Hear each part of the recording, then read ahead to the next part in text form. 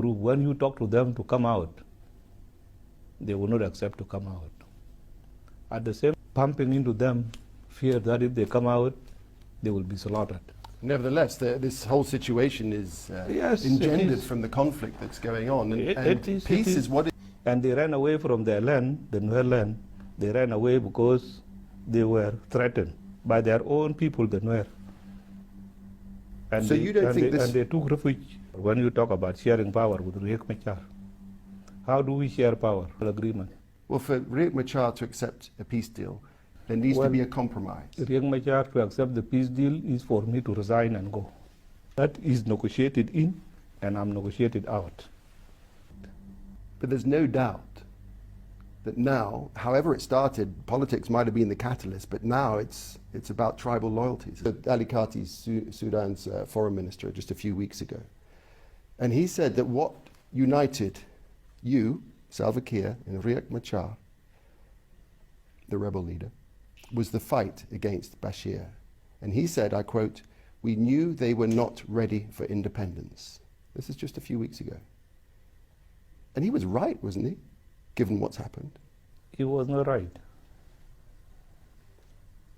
He was not right. If he was right, then how did South Sudanese convince themselves to vote overwhelmingly? But so this conflict, 10,000 dead, 1.8 million displaced, is just inevitable, part of the process of becoming a new country? No. We never expected actually any problem in South Sudan. Your oil, as you said, flows into Sudan. You've been waiting for years for independence to harness the oil profits to develop your country. You get 98%, I think it is, of government revenue from oil sales. The potential is huge, too. But isn't it that very potential that drives corruption and rivalries right up the chain of command? It's been a real problem for you, isn't it? That here in South Sudan, as a new nation, yes, there can be people, because people fought for over 20 years. But South Sudanese have been in a struggle for more than 50 years.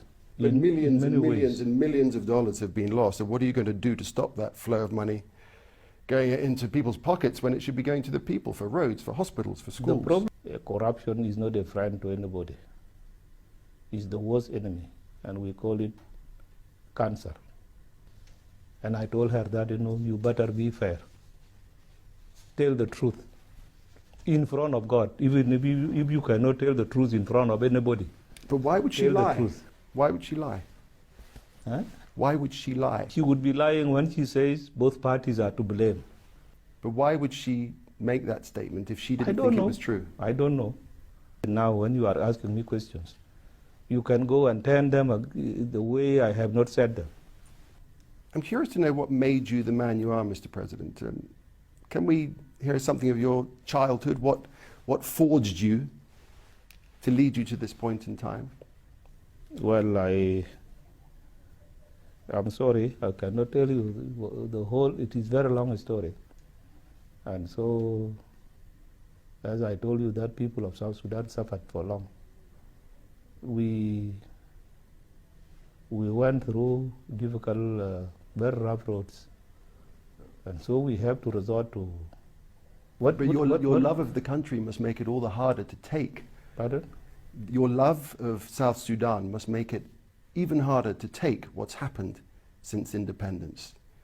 This almost reversion to a dark past that we're seeing now. I always say that, we have entered into the darkest page of our history. Because, we never worked for independence to come and fight among ourselves. That was not... Those long dark hours of the night, and everybody in this world can't sleep and their head is spinning, and whatever's troubling them in their lives keeps them awake. You know what I mean? Go on. Does that happen to you? What keeps you awake at night? Many things can keep me awake. Yeah.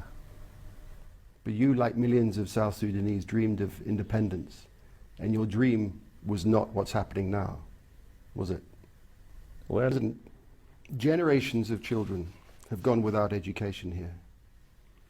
To those children now in protection camps around the country, scrabbling around on the rubbish dumps here in Juba, displaced from their homes, what message of hope can you give them right now? I have given them so many messages. That went wrong. You have to come out. Don't subject the small children to all these hardships. They should have come out.